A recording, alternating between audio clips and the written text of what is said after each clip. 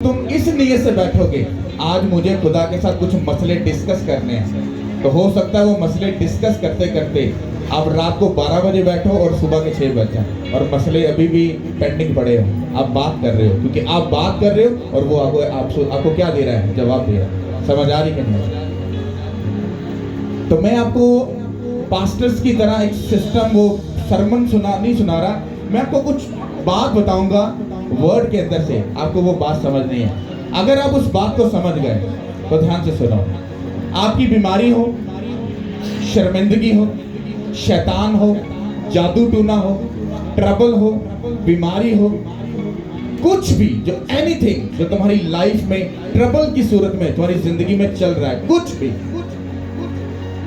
तुम अगर इस वर्ड को सुनकर तुमने इसको बांध लिया अपने साथ, मैं तुम्हें चैलेंज करता हूं यीशु मसीह में, तुम अपनी जिंदगी में बड़े कामों को होते हुए देखोगे। यीशु के नाम, बड़े कामों को देखोगे यीशु मसीह के नाम पे। हालेलुया। तो चलो हम एक एग्जांपल को समझते हैं। ध्यान पूरा इधर और सब बैठ जाओ, कोई भी इधर उधर हिले जुले नहीं। हालेलुया। जब आप लोग बीमार होते हो, क्या होते हो, या आपका बच्चा बीमार होता है, तो आप लोग क्या करते हो? क्या करते हो? डॉक्टर के पास जाते हो फिजिकल तौर पर। देखो कैसी समझने वाली बात है। मैंने पूछा बीमार होते हो क्या करते हो, आपका पहला वर्ड था हम डॉक्टर के पास जाते हैं। क्यों? तो पंजाबी जे कहावत है, रब नेड़े या घसुन नेड़े, तो घसुन नेड़े होंदे ने, रब दूर है। तो ये बात वही समझने वाली है कि रब नेड़े या डॉक्टर नेड़े। तो आपको ये बात मालूम है डॉक्टर नेड़े। मैं डॉक्टर के खिलाफ बात नहीं कर रहा, मैं समझा रहा हूं, समझना है। क्यों? क्योंकि हमारी जो थिंकिंग, हमारी जो सोच है वो बड़ी मैटर करती है कि हमारी नजर में खुदा की अहमियत क्या है और जो डॉक्टर है उसकी अहमियत क्या है। तो आपने बोला हम बीमार होते तो कहां पर जाते हैं? डॉक्टर के पास जाते हो। समझ आए? अब ध्यान से सुनो। फिर आप क्या करते हो? मान लो आपकी आखिरी सांसें अटकी हुई हैं, आप डॉक्टर के पास जाते हो, एक ऐसे शख्स के पास जिसकी गारंटी नहीं है, लेकिन आपके पास एक इत्मीनान और एक पीस है, नहीं डॉक्टर के पास जा रहे हैं, ये मौत से भी शायद हमें वापस ला सकता है, ये हमें बचा सकता है। तो आप अपनी जिंदगी एक इंसान के हाथ में डेडिकेट कर देते हो, उसको दे देते हो और भरोसा करके कि यार जो भी होएगा वधिया ही होएगा, चलिए सही। अब उस डॉक्टर को जिसको आप अपनी जिंदगी डेडिकेट करते हो, ये मेक श्योर नहीं है वो बचा सके या ना बचा सके, पर फिर भी आप भरोसा करते हो और अपनी जिंदगी उस डॉक्टर के हाथ में दे देते हो। देते हो कि नहीं देते? पहले ये बताओ, देते हो कि नहीं? देते हो ना? ओके। उसके बाद क्या होता है? वही डॉक्टर, अगर तुम ध्यान से देखो, वो डॉक्टर जो तुहानू स्टेचर ते कह लो या बेड ते लम्मे पांदा है ना, सुइयां दे नाल विन विन के तुहानू पुट्ठा सीधा कर देंदा है और तुसी उफ भी नहीं करते। ये सच है या झूठ है? तुहाडे कट ला के तुहाडा जिस्म पाड़ देंदा है, इथों पाड़ उथों पाड़, तुहानू सेट करने वास्ते वो कुछ भी कर सकता है और तुसी उन्होंने इनकार नहीं कर सकते। कर सकते हो? तो एक इंसान के हाथ में तुम अपनी जिंदगी दे रहे हो, तो चलो थोड़ा सा और समझते हैं। फिजिकल तौर पर तुम्हें कोई थप्पड़ मारे तो तुम रिटर्न में थप्पड़ मारना वाजिब समझते हो, ऐसा है कि नहीं?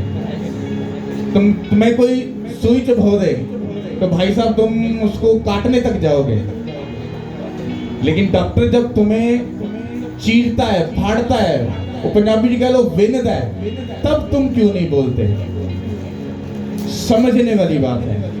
जब एक जिंदगी जो खुदा की है, जब वो तुम एक इंसान को देखकर इतना मुत्तमिन हो, इतने सुकून में हो, तो इसका मतलब है तुम्हें उस खुदा का भी पता होना चाहिए जिसने तुम्हें जब बनाया था, उसने तुम्हारे जिस्म का हर एक पार्ट, हर एक जो एक्सेसरी है वो उसने पहले से बनाकर अपने पास रखी है। तुम्हारा दिल टूट जाएगा वो नया कर देगा, तुम्हारी आंखें फूट जाएंगी वो उसको ठीक कर सकता है, तुम्हारी किडनियां कैंसर हो जाएंगी वो उनको नया कर देगा। क्यों?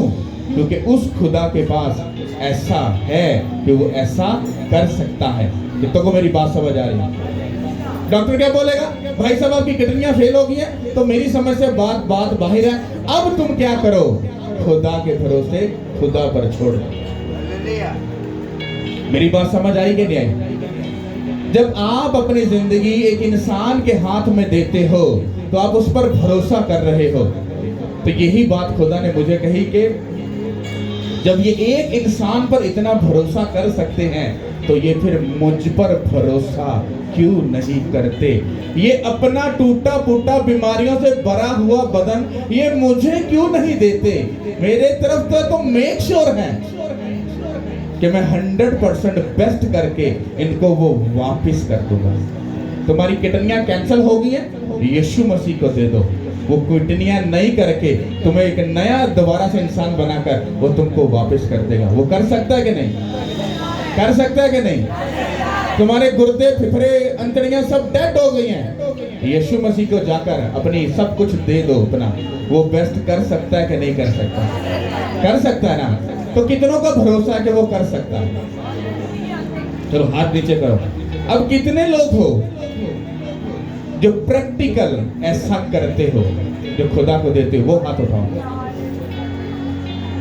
तो क्वांटिटी क्या हो गई? कम हो गई, क्योंकि आप अब सीख भी चुके हो। तो क्वांटिटी क्या हो गई? कम हो गई। रीजन क्या? ये बड़ी समझने वाली बात है। बाइबल कहती है कि अब्राहम ईमानदारों का क्या गिना गया?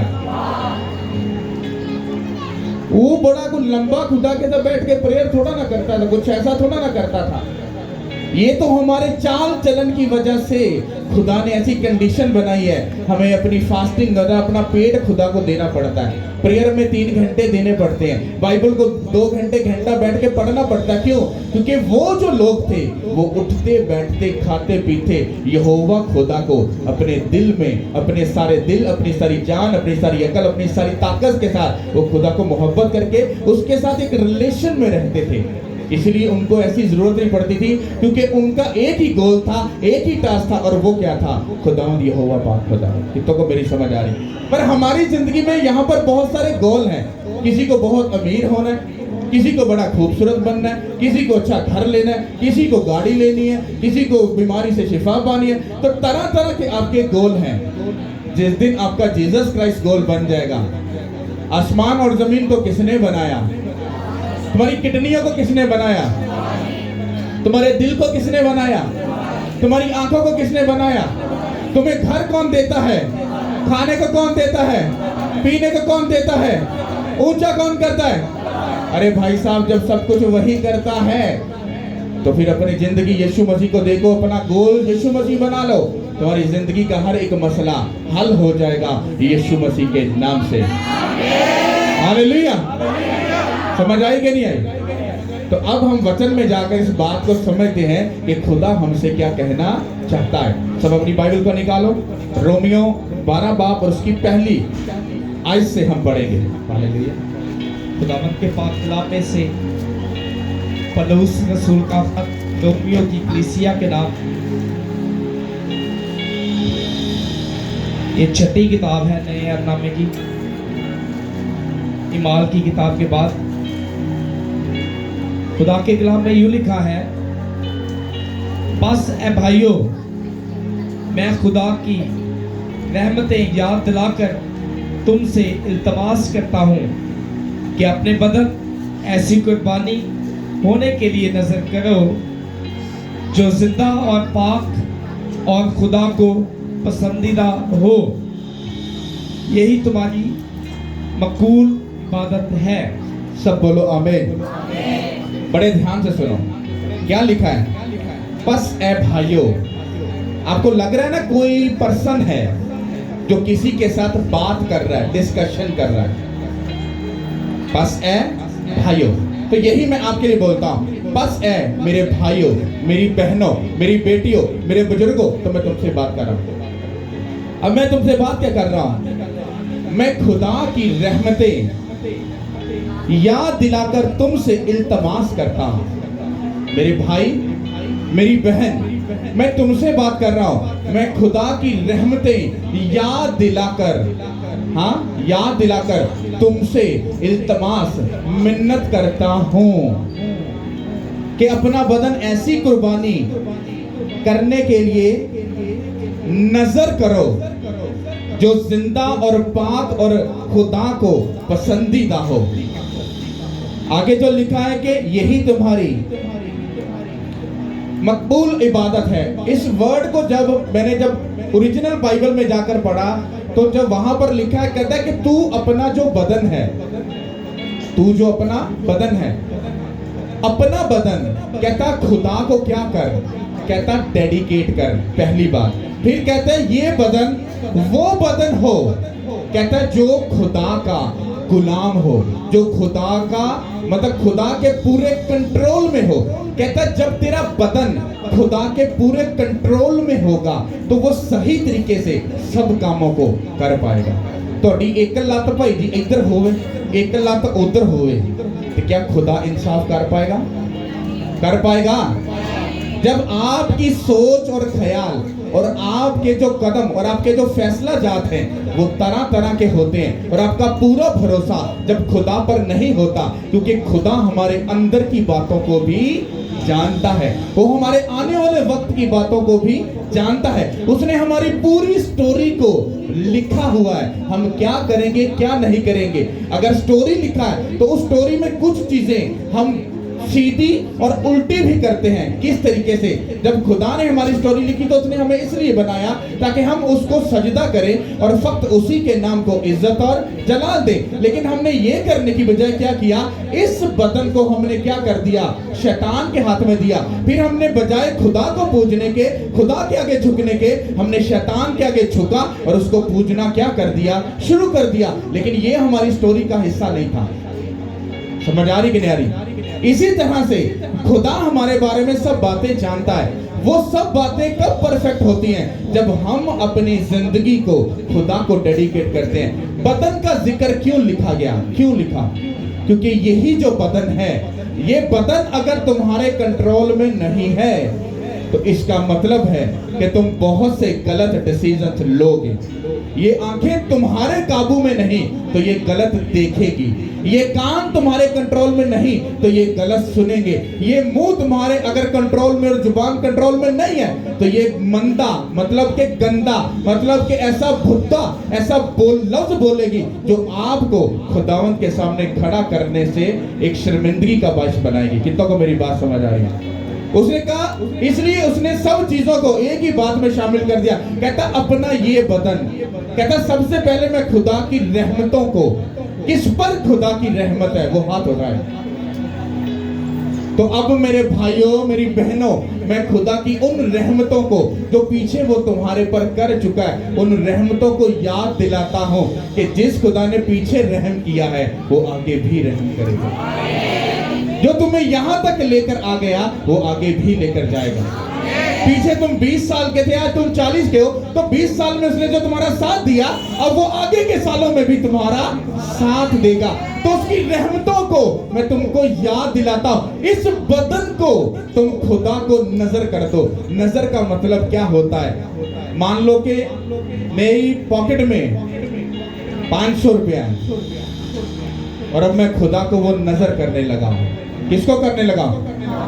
किसको? जब वो 500 का नोट मेरी जेब में है तो वो किसका है? किसका है?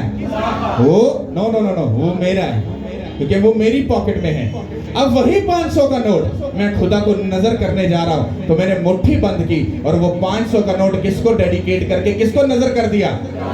दे दिया। अब किसका है वो? खुदा का।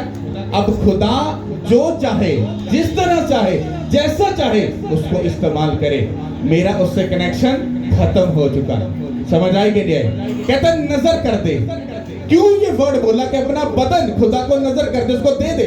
कहता जब तू बदन उसकी अपना जो बदन है, जब हाँ दिया इकट्ठा करते हैं, कहता अपने बदन को मान लो, कहता थैली जब ले, तो वो अब तुम्हारा बदन जो है वो किसके हाथ में चला गया?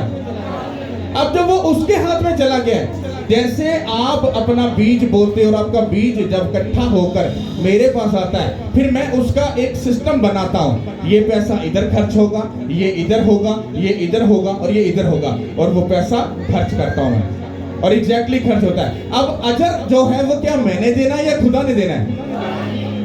किसने देना है? जब तुम अपना बदन खुदा की प्रेजेंस में आते हो, जब तुम अपना बदन खुदा को दे दोगे, तुमने टूटा फूटा बदन अपना खुदा को दे दिया। क्योंकि जब तुम अपनी जब थैली में हदिया डालते हो, मान लो 100 डालते हो, 500 डालते हो, 1000 डालते हो, हाँ, तो अब तुमने अपना हदिया तो डाल दिया, पर तुम्हारी जो जिंदगी की जरूरियात थी वो 50,000 या लाख या लाखों में हो सकती है। अब वो तुम्हारे हदिये को जब देखता है वो कहता है इसने घटी में भी बोया, कहता अब मैं इसके सारे फाइनेंस को क्या कर दूंगा, सारे फाइनेंस को क्या कर दूंगा, वेस्ट कर दूंगा। इसी तरह से तुमने टूटा फूटा, रसौलियों वाला, कैंसर वाला, जनाकारी वाला, नशे वाला अपना बदन आपने खुदा को नजर कर दिया, दे दिया। अब वो क्या करेगा, वो ऐसा खड़े करेगा, वो अपने कारीगरों को बुलाएगा, इसको चेक करो जरा, जब बनाया था तो ये नशे वाला सिस्टम नहीं था, निकालो इसको बाहर, ये जो गाली का इसको भी निकालो। तो खुदा के दूत तुम्हारा पूरा ऑपरेट करेंगे, पूरा स्कैन करके तुम्हें पूरा सेट करेंगे, तुम्हारा ऑयल चेंज होगा, तुम्हारी ट्यूनिंग होगी, तुम खूबसूरत बन जाओगे। जब किक लगेगी तुम दौड़ोगे, भागोगे, जीतोगे यीशु के नाम से। हालेलुया। जब तुम्हारी पूरी ट्यूनिंग हो जाएगी, तुम बेस्ट हो जाओगे, फिर भाई साहब तुम कितना भी लंबा सफर जाओ, तुम्हें मालूम होगा मेरी ट्यूनिंग और मेरा स्पेयर पार्ट एक बार फिर से न्यू हो चुका है। अब मान लो मैं तुम्हें बोल रहा हूं खुदावंद को अपना बदन डेडिकेट करो, तुम नहीं बात सुन रहे। जैसे मान लो अगर मेरे पास बाइक में अपने बेटे को बोल रहा हूं यार इसकी ट्यूनिंग करा ले बेटा, जाके भाई साहब ट्यूनिंग करा लो, रास्ते में कोई भी मसला बन सकता है, इसके टायर की हवा चेक करवा ले, ऑयल चेक करवा ले, कोई मसला बन सकता है, और बेटा नालायकी कर रहा है, नहीं चेक करा रहा। और एक टाइम ऐसा आता है कि मुझे वाकई कहीं पे जाना पड़ जाता है, और जैसे मैं किक लगाता हूँ जाता हूँ, रास्ते में जाकर भाई जी गाड़ी खराब हो जाती है। अब किस पर गुस्सा आएगा, किस पर आएगा, बेटे पर गुस्सा आएगा।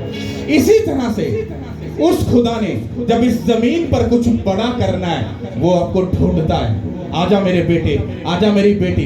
जब आपसे कुछ बड़ा करने के लिए और आप टूटा फूटा और नकली दिल लेकर आते हो, hallelujah hallelujah, I am a best Christian, you know, बड़े अच्छे से क्रिश्चियन बन के आते हो, और जब वो तुमको यूज करता है, जब वो तुम्हें इस्तेमाल करता है, तुम्हारी 50 गलतियां जो अंदर छुपी होती हैं वो बाहर आती हैं और तुम अपने उसी सिस्टम में गिर जाते हो। फिर प्लान किसका खराब होता है, काम किसका रुकता है, फिर किसको किस पर गुस्सा आएगा, बोलो किस पर गुस्सा आएगा, आएगा ना। यही चीज है। जब मुझे उसने पकड़ना, उसने कहा भी मैं तुझसे कुछ काम लेना चाहता हूं, अच्छा तेरे दोस्त मुझे पसंद नहीं है, छोड़ने के लिए तैयार है? मैं कही आई एग्री विद यू, मैं तैयार हूं। अच्छा भाई साहब तेरा जो टाइम है ना ये वाला, ये मुझे पसंद नहीं है, ये भी मुझे चाहिए, ये भी चाहिए, ये भी चाहिए, ये भी चाहिए। और जब तक मैंने उसकी हर डिमांड को पूरा नहीं किया, उसने मुझे उस तरह से परफेक्ट नहीं किया जैसे वो खुदा चाहता था। क्यों वो बोल रहा है कि अपना बदन खुदा को नजर कर दे, क्योंकि जब तुम इस बदन को नजर कर दोगे तो फिर तो ये तुम्हारा है ही नहीं है, फिर तो ये तुम्हारे हाथ से निकल चुका है। अब वो कैंसर होगा, रसौली होगी, टीबी होगा, शुगर होगी, कुछ भी होगा, ये खुदा का मामला है, वो ठीक कर लेगा क्योंकि चीज उसकी हो चुकी है। तो इसका मतलब क्या है, जब तुम खुदा की प्रेजेंस में आते हो, तुम्हारा कनेक्शन खुदा के घर के साथ, उसके कामों के साथ, उसके उस विजन के साथ अगर तुम्हारा कनेक्शन नहीं होता तो इसका मतलब क्या होता है कि तुमने अपने बदन को, खुदा को नजर अभी नहीं किया। क्योंकि जब तुम चर्च में आते हो फिर तुम खुदा के कामों को करते हो, तुम उसके कामों में बढ़ चढ़ कर जब हिस्सा लेते हो, सब चीजों में इन्वॉल्व हो जाते हो, तो फिर क्या खुदा क्या करता है, क्योंकि खुदा ने तुमसे काम लेना है तो उसको तो तुम्हारा ऑयल चेंज करना पड़ेगा ना, कि नहीं करना पड़ेगा, ट्यूनिंग तो करनी पड़ेगी, क्योंकि उसे तुम्हें एक लंबी दौड़ पर लेकर जाना है। तो वो तुम्हें ऐसा नहीं कि तुम आ गए हो घर मुंह भी नहीं धोता ते भाई जी अज यीशु मसीह नु भाई आप मिलन चलने हां अज मुंह चुक के आ गए, तो क्या खुदा तुम्हें एक्सेप्ट कर लेगा? नो। कहंदे अज जे आया है फास्टिंग करके आ, मन्नू पता चले कि तू अपने ढिड नो मैनू नजर कीता है। कहता फिर अपना बदन ताली बजा के, झूम के, नाच के, कहता वर्शिप करके, कहता अपना वक्त, अपना बदन, अपनी ताली, अपने हाथ मुझे दे, मुझे नजर कर। फिर तुम जब पूरा संडेस को जब अपना बदन डेडिकेट करते हो, तुमने रियल में अपना बदन उसको नजर किया है, अब वो उसको क्या करेगा? बेस्ट करेगा, अच्छा करेगा, बीमारियों को दूर करेगा, रसौलियों को निकाल देगा, ट्रबल को, शर्मिंदगियों को, रुसवाई को वो तुम्हारी जिंदगी से दूर कर देगा। क्योंकि खुदा की प्रेजेंस में या तो शैतान रहेगा या तो खुदा रहेगा। तुम बताओ कौन रहेगा? कौन रहेगा? अगर खुदा रहेगा तो मेरा ये सवाल है कि भाई जी रसौलियां अभी तक क्यों अटकी हुई हैं? डिप्रेशन अभी तक फंसा क्यों हुआ है? और तुम्हारी ग्रोथ क्यों रुकी हुई है? तुम्हारा बिजनेस क्यों स्टक है? तुम ग्रोथ में क्यों नहीं जा रहे? व्हाई? मेरा सवाल है, अगर यही बदन खुदा को डेडिकेट होता, 2 घंटे रात प्रेयर, 1 घंटा आफ्टरनून में, 2 घंटे इवनिंग, अरे भाई साहब 5 घंटे खुदा को दे रहे हो, हफ्ते में 2 फास्टिंग कर रहे हो, भाई साहब बाइबल को 1 घंटा 2 घंटा दे रहे हो, मैं कहता हूं, मैं चैलेंज करता हूं, वो मशरिक मगरिब जनूब शमाल से वो तुम्हारे लिए बरकत को रिलीज कर देगा यीशु के नाम से। हालेलुया। पर ये जब तक बदन ही खुदा को नजर नहीं किया तो भाई साहब ये रसौलियां तो भाई अभी कुछ वेट करेगी, अभी तो एंजॉय करेगी तुम्हारे बदन में, ऐसे ऐसे करके। हालेलुया। समझ आ रही कि नहीं आ रही? कहता कि खुदा को कुर्बानी चढ़ा दे, नजर कर दे, खुदा को दे दे, परमानेंट, हमेशा के लिए, कहता खुदा को दे दे। चलो ये वर्स झूठी लिखी हुई या सच्ची लिखी हुई है? कहता मेरे भाई, मेरी बहन, कहता कि मैं तुझे खुदा की रहमतों को, वो यूज कैसे वर्ड को करा, कहले तानू और रहमतां याद दिवांदा पिया ਜਿਹੜੀਆਂ ਉਹਨੇ ਤੁਹਾਡੇ ਤੇ ਕੀਤੀਆਂ। ਤੁਹਾਨੂੰ ਖਾਣ ਨੂੰ ਕਿਹਨੇ ਦਿੱਤਾ? ਤੁਹਾਨੂੰ ਬੱਚਿਆਂ ਦੀ ਮਿਰਾਸ ਕਿਹਨੇ ਦਿੱਤੀ? ਤੁਹਾਨੂੰ ਜ਼ਿੰਦਗੀ ਤੰਦਰੁਸਤੀ ਕਿਹਨੇ ਦਿੱਤੀ? ਤੁਹਾਨੂੰ ਸਕੂਨ ਕਿਹਨੇ ਦਿੱਤਾ? मैं ओही गल्लां ओही रहमतां ਤੁਹਾਨੂੰ याद कराना ਪਿਆ कि ਤੁਸੀਂ ਮੇਰੇ ਤੇ ਕਹੋ ਪਾਸਟਰ ਸਾਹਿਬ ਅਸੀਂ ਤੇ ਬਹੁਤ ਦੁਖੀ ਆ ਤੇ ਪਿੱਛੇ ਜਿਹੜੇ ਸੁੱਖ ਲੈ ਕੇ ਆਇਆ ਉਹ ਤੈਨੂੰ ਯਾਦ ਕਰਾਨਾ। ਜੇ ਉਹ ਸੁੱਖ ਦੇ ਸਕਦਾ ਹੈ ਉਹ ਕਿ ਇਸ ਤੋਂ ਵੱਡੇ ਸੁੱਖ ਦੇਗਾ। ਕਹਿੰਦਾ ਮੈਂ ਉਹਨਾਂ ਰਹਿਮਤਾਂ ਨੂੰ ਯਾਦ ਕਰਾ ਕੇ ਤੁਹਾਡੇ ਅੱਗੇ ਰਿਕਵੈਸਟ ਕਰਨਾ, ਮਿੰਨਤ ਕਰਨਾ, ਆਪਣਾ ਬਦਨ ਖੁਦਾ ਨੂੰ नजर कर दो, कुर्बान कर दो, ताकि वो इस बदन को इस्तेमाल कर सके, यूज कर सके और उन्हें बेस्ट कर सके। हालेलुया। एग्जांपल समझो, मैंने एक नई गाड़ी ली, पैसा किसने लगाया? मैंने लगाया ना। अब भाई साहब एक बंदा इधर से भाई साहब चाबी दे देना, गिरा मैं प्यार करता हूँ, चाबी दे देता। फिर दूसरा आ गया, भाई साहब वो जरा ना फैमिली को लेके जाना है प्लीज, तो भाई साहब प्यार करते उसको भी चाबी दे दी। फिर एक भैन आई, पास्टर जी वो जरा ना थोड़ा जहा हैगा मसला जाना जरा, जरा गड्डी दे दो। अब गाड़ी क्यों दे दी? क्योंकि मैं तुम सबसे प्यार करता हूं, गाड़ी दे दी। अब तुम बताओ क्या वो नई गाड़ी क्या बेस्ट रहेगी या उसकी हालत बिगड़ जाएगी, खराब हो जाएगी? किन्ने लगता कि वो खराब हो जाएगी? भाई साहब जब खुदा ने तुम्हें अपने लिए बाय किया है, खरीदा है, अब तुम अपनी गाड़ी को मतलब अपने बदन को, आज भाजी शराब पीने जाना है, तुमने अपनी गाड़ी किसी के हाथ में दे दी, फिर जाओ जी हमने जना करने चलना है, फिर तुमने अपनी गाड़ी किसी जनाकार को भी दे दी, फिर तुमने गाली निकालने वाले को अपनी लाइफ, तुमने सब अपने बदन की सारी उस सिस्टम को क्या कर दिया? किसी के हाथ में दे दिया। तुम्हारी गाड़ी कभी परफेक्ट नहीं रहेगी। प्रॉपर्टी किसकी थी? उस खुदा की, पर तुमने उसको क्या कर दिया? मिसयूज। इसीलिए खुदा बरकत नहीं देता। कहता जिस दिन तुझे बरकत संभालनी आ जाएगी, तुझे बरकत की कदर आ जाएगी, मैं तुझे आसमान की बुलंदियों तक ले जाऊंगा, क्योंकि मेरा तुझसे वादा है, मैंने तुझे दुम नहीं बल्कि सर ठहराया, मैंने तुझे देने वाला ठहराया, मांगने वाला नहीं ठहराया। ये उसका वादा है। पर वो हमें कब देगा? अगर वो तुम्हें आज बरकत दे दे, तुम्हारी रसौलियों को दूर कर दे, तुम्हारे कैंसर को दूर कर दे, तुम क्या करोगे? तुम आए, लिया, खुदा को ठगा, गवाही दी और भाग गए।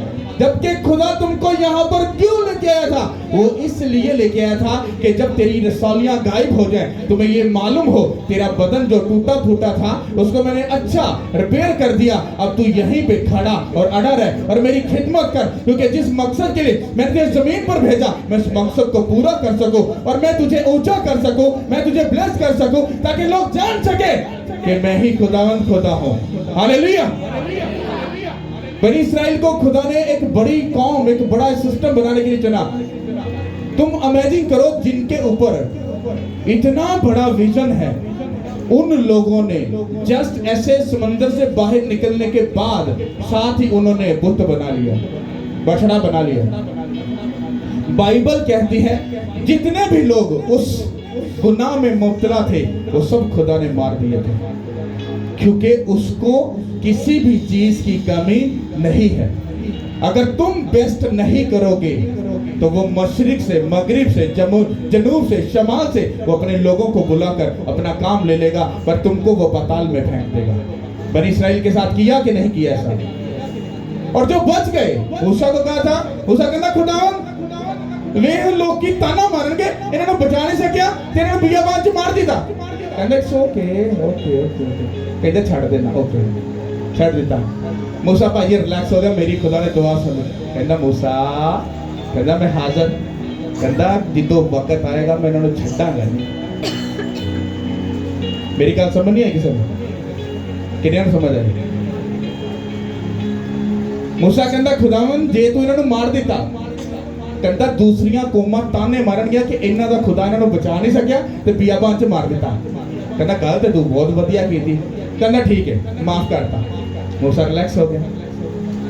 मूसा नूं कहता मूसा गल सुन, कहता जिदों वक्त आएगा ना वक्त ते कहता मैं गल भुलिया नहीं आ, मैं बदला जरूर लूंगा। और बाइबल कहती है कि जिन्ने बनी इस्राएल जिहड़े उत्थों निकले सी और जिन्ने उस गुनाह च मुब्तला सी, बाइबल कहती है वो सारे खुदा ने मार दिते सी, उन्हां दी नस्ल अगे गई सी। कितना को समझ आ रहा है? क्योंकि उन्होंने अपने बदन हरामकारी के लिए देकर उस जिंदा खुदा की तौहीन की, उसकी इंसल्ट की। इसी तरह से आज भी खुदा वो कहता है कि अपना मैं तुझे वो रहमतें याद दिलाता हूं जो तेरे बाप दादा पे की। कहता उन रहमतों को याद कर और कहता मेरे पीछे चल, और कहता ये टूटा फूटा अभी भी बदन मुझे दे दे, अच्छा रहेगा। कहता बेस्ट करके तुझे वापस कर दूंगा। और आगे लिखा है, कहता यही तुम्हारी, जब मैंने इसको ओरिजिनल उस यूनानी में जाकर पढ़ा वहां लिखा है, कहता यही तुम्हारी ओरिजिनल खिदमत है, पर यहां पर लिखा है यही तुम्हारी असली इबादत है। कितनों को समझ आ रही है? तुम्हारी असली जो खिदमत है वो क्या है? वो है उसके काम को पूरा करना, अपना बदन उसको देना। जब जब तुम बहाना लगाते हो, उसको कोई और तो नहीं देखता, पर तुम्हारा खुदा हर एक चीज को खुर्दबीन से नहीं बल्कि उसकी आंखें खुर्दबीन से भी आगे है। वो तुमको ऐसा परखती हैं और तुम्हारी एक एक बात को वो समझ लेता है कि ये तूने मेरे लिए, मुझे तूने छोड़ा और इस चीज को हासिल किया, अब तू इसको सदा के लिए खो देगा और इसको कभी ना हासिल करने पाएगा। और जब जब आप खुदा के लिए सब चीजों को रिजेक्ट करते जाओगे, तब तब आप दुनिया की सरफराजी की चीजों को हासिल करते जाओगे। कितनों को मेरी बात समझ आ रही है? तुम्हारी असली इबादत क्या है? अपने बदन को पहले उसको डेडिकेट करना। जब तुम अपना बदन उसको नजर कर दोगे, उसके चंदे की थैली में डाल दोगे, तो फिर होली स्पिरिट के कंट्रोल में चले जाओगे। अब होली स्पिरिट बोलेगा उठ मेरे बेटे और 3 घंटे प्रेयर कर, उठ मेरे बेटे हफ्ते में 2 बार फास्टिंग कर, उठ मेरे बेटे और बैठकर 2 घंटे वचन को पढ़, उठ मेरे बेटे और ये याद रख ले और कानों को खोल के सुन ले, तुझे गुनाह से दूर रहना है। अब तुम बात मानोगे कि नहीं मानोगे? अगर तुम जेन्युइन खुदा को नजर कर दिए गए हो, बात मानोगे कि नहीं मानोगे? मानोगे कि नहीं मानोगे? जब तुम मानोगे तो फिर जिंदगी सुखी होगी कि नहीं होगी? होगी कि नहीं? जैसे मैंने पहली तमसील दी कि जब तुम डॉक्टर के बजाते हो तो वो तो सुइयां ना विन देता है। जब तुम खुदा की प्रेजेंस में आते हो, तुम्हारा पास्टर तुम्हारा ट्रीटमेंट करता है। वो एक गल बनी हुई है, मैं लोगों को दसदा ना। जब लोग आते हैं तो शैतान उनके अंदर होता है, तब शैतान जब निकलता नहीं वो ढीठ बन जाता है जरा, तो वो क्या लोग क्या कहते हैं, पास्टर साहब इन्हू कट्टो, इन्हू कट्टो। मैं कहना मेरे रिश्तेदार नहीं है, तो तुहाडा रिश्तेदार है, तुसी ओनू घरे वाड़िया सी, मैं नहीं सी वाड़िया। अब इसका मतलब ये नहीं कि शैतान निकल नहीं सकता या हमसे निकल नहीं रहा, क्योंकि शैतान के पास लीगल राइट होता है तुम्हारे अंदर रहने का। जब तुम हर वक्त ये कहते हो हाय मनु शैतान ने सता दिता, हाय शैतान ने मनु दुखी करता, हाय शैतान ने मेरू आ करता, हाय शैतान ने वो कर दिता, तो तुम उस शैतान को इनविटेशन देते हो कि तू ही मेरा बेड़ा गर्क कर रहा है। जो तुम बोलोगे वही तुम्हारी जिंदगी के साथ होगा। डॉक्टर क्या बोलता है, तुम्हें इस चीज से परहेज करना है, तो तुम्हारा स्पिरिचुअल जो डॉक्टर वो क्या बोलता है, कहता है तुझे अपने होंठों से बोलना है मैं यीशु मसीह के मार खाने से शिफा पा चुका हूं, मैं यीशु मसीह के मार खाने से शिफा पा चुका हूं। वहां पर वो तुम्हें गोलियां देता है, यहां पर तुम्हें वर्ड दिया जाता है। पर हमारा भरोसा ज्यादा किस पर होता है, डॉक्टर पे होता है। कभी यीशु मसीह पर भरोसा करके देखो, कभी इसी बीमारी की और दुखी और कर्जे और शर्मिंदगी की हालत में कभी 3 घंटे प्रेयर करके मानना मैं डॉक्टर के पास ही चला गया हूं। और जब डॉक्टर बोलते तुझे ये चीजें नहीं खानी, तो कभी 2 घंटे 2 दिन हफ्ते में फास्ट करके ना, मैंने डॉक्टर ने मना किया 2 दिन तू हफ्ते में भूखा रहना, तू ठीक हो जाएगा।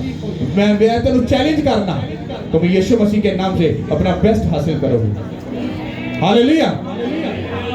तो डॉक्टर तुम्हारे साथ कुछ भी करता है, तो जब तुम खुदा के घर में आते हो तो सबसे पहले तुम्हें सिखाया जाता है, तुम्हें समझाया जाता है इन चीजों से परहेज करो, तुम्हें चलना नहीं, तुम्हें सीढ़ियां नहीं चढ़नी, तुम्हें ये नहीं करना, तुम्हें वो नहीं करना। और आपके जो चर्च का जो आपका डॉक्टर होता है वो आपको क्या बताता है, मेरी बेटी, मेरे भाई, मेरे बहन, तुझे प्रेयर करनी है, तुझे फास्टिंग करनी है, तुझे बाइबल पढ़नी है, जब तू चलेगा तुझे गारंटी देता हूं तो जिंदगी पाएगा यीशु मसीह के नाम से। अभी आप लोगों को डिसाइड करना है, डॉक्टर बुरा नहीं, या डॉक्टर की तमसील दी है। अगर वो दुनियावी डॉक्टर तुम्हें पट्टी करके तुम्हारे जख्म को हील करने की कुदरत अगर रखता है, अगर वो तुम्हें एक मेडिसिन लिख के देता, तुम्हें उस खाने से तुम्हें सुकून हो सकता है, वो जो डॉक्टरों का डॉक्टर है, जिस दिन उसके सामने घुटनों पे आ जाओगे और उसके साथ खाकसर होकर अपना बदन उसको नजर कर दोगे, मैं चैलेंज करता हूं, अरे तुम्हारी बॉडी का कोई भी पार्ट, अरे कैसा भी क्यों ना हो, वो उसको ब्लेस करेगा, अच्छा करेगा यीशु के नाम के वसीला से। हालेलुया। डॉक्टर की गारंटी मैं नहीं दे सकता, वो आपको आखिरी टाइम में बोल सकता है भाई साहब यहाँ पर हमारा काम खत्म हो गया। अब खुदा की कुदरत है जिसको बचा सकते हैं। हालेलुया। डॉक्टर के पास जाओ, मैंने मना नहीं किया, लेकिन मैं आपको स्पिरिचुअल चीज बता रहा हूं। क्यों यहाँ पर लिखा अपना बदन खुदा को डेडिकेट कर दे। मैं बहुत 100 में से 1% या 2%, ये भी ज्यादा बता रहा हूं, मैं बीमारी में मुब्तला होता हूं। आपको बीमारी ज्यादा टच क्यों करती है, क्यों? क्योंकि हमें मालूम पड़ गया भाई साहब, एक जिस्म नु अगर यीशु मसीह वार को के चंडा मार के कसुन मार के यीशु मसीह अगर इस्तेमाल करांगा ना, एक कभी भी बीमार नहीं होएगा। रसौलियां टेढ़ियां मेढ़ियां हो जान, किडनियां खराब हो जान, डिप्रेशन आ जाए, सब यीशु मसीह के नाम सब कुछ ब्लेस हो जाए। क्यों? क्योंकि खुदा खराब चीज को केंद्र काम लेगा। तानू टुट्टी फुट्टी गड्डी पसंद नहीं, तो यीशु मसीह नु भी पुट्ठा बंदा पसंद नहीं, जनाकार गाला कड्डन वाला, चुगलियां करने वाला पसंद नहीं। तो चुगलियां भी करे, जना भी करे, ते के लट्ठे सूट पा के पाओ बेटे लुकदस के नाम पे आमीन, तो सब तक ना चौधरी बन गए भाई। नो, तुम्हारा खुदा सब चीजों को समझने और परखने वाला खुदा है। वो तुमको बेस्ट बनाता है, तुम्हारे अंदर से सब कमियों को दूर करता है, तुम्हें पूरा अच्छा और बेस्ट बनाकर वो फिर तुम्हें अपने कामों के लिए यूज करता है। हालेलुया। जैसे कंपनी गाड़ी बनाकर तुम्हें कॉन्फिडेंस देती है, जाओ, तुम्हें वारंटी देते हैं, तुम्हें पूरा जाके चेक करो उसको जाकर। इसी तरह यीशु मसीह जब नीचे आपको भेजता है, उसको पूरा कॉन्फिडेंस होता है, ये लंबी दौड़ दौड़ेगा, ये रूहों को बचाएगा, ये मेरे प्लान को पूरा करेगा, ये मेरे विजन को पूरा करेगा, ये मेरे कामों को पूरा करेगा। और जब आपका जो सिस्टम खराब होता है तो उसको मालूम पड़ जाता है इसने अपना आप किसी को दिया है, तो वो क्या बोल रहा है, कहता अपना बदन किसको नजर कर दो, किसको कर दो। तो बदन नजर करने के बाद वो किसका हो गया, किसका हो गया। ਤੇ ਭਾਈ ਜੀ ਤੁਸੀਂ ਵਧੀਆ ਇਨਸਾਫ ਕਰਨ ਵਾਲੇ ਹੋ। ਅੱਜ ਤੇ ਪਤਾ ਨਹੀਂ ਵੇਖਨੇ ਆ ਕਿ ਤੁਸੀਂ ਆਪਣਾ ਬਦਨ ਖੁਦਾ ਨੂੰ ਤੁਸੀਂ ਨਜ਼ਰ ਕਰਦੇ ਹੋ ਕਿ ਨਹੀਂ ਕਰਦੇ। ਜੇ ਕਰ ਦਿੱਤਾ ਤੇ ਉਹਨੇ ਕਿਹਾ ਅਸਲੀ ਹਕੀਕੀ ਜਿਹੜੀ ਤੁਹਾਡੀ ਇਬਾਦਤ ਹੈ ਉਹ ਇਹੋ ਹੀ ਹੈ, ਕਿਉਂਕਿ ਇਸ ਬਦਨ ਨੂੰ ਖੁਦਾ ਨੇ ਯੂਜ਼ ਕਰਨਾ ਹੈ, इस्तेमाल करना है, वरना याशियां वास्ते या अपने पुठे कम्मा वास्ते नहीं है। एक खुदा दी महिमा दे लिए ये बदन, ताकि इस बदन नु वेख के दूसरे लोग खुदा दे सामने घुटनियां ते आके कहन यीशु मसीह सच्चा खुदा है, सच्चा खुदा है, सच्चा खुदा है। लेकिन तुहाडा एक निक्का जिहा गलत चाल चलन दूसरियां कौमां नु ये दसदा है तुहाडा यीशु मसीह झूठा ते तुसीं भी झूठे। अगर तुहाडा यीशु मसीह सच्चा तो तुहाडे मुंह ते वेख के कहणगे तुहाडा यीशु मसीह वाकई सच्चा यीशु है। और ओनू ओ फिजिकल तौर पे स्ट्रेट फॉरवर्ड वो यीशु मसीह नु कबूल करन ना करन, पर अपने बातन तो यीशु मसीह नु कबूल कर लेंगे। हालेलुया, कितनी बड़ी जिम्मेदारी है तुम पर। हालेलुया, कितनों को मेरी बात समझ आ रही है। तुहाडा बदन किंदा किन्नू डेडिकेट करना है। अगर ओदा हो गया तो सारे सिर पड़ की कर देगा। ओके, बीमारी च केड़े केड़े मुब्तला हाथ चुको, जिन्हें कोई बीमारी या परेशानी कोई भी हाथ चुको, हाथ उठा लो, बुरी बात नहीं है। ओके, बीमारी है, क्या है, क्या प्रॉब्लम है, स्टमक प्रॉब्लम।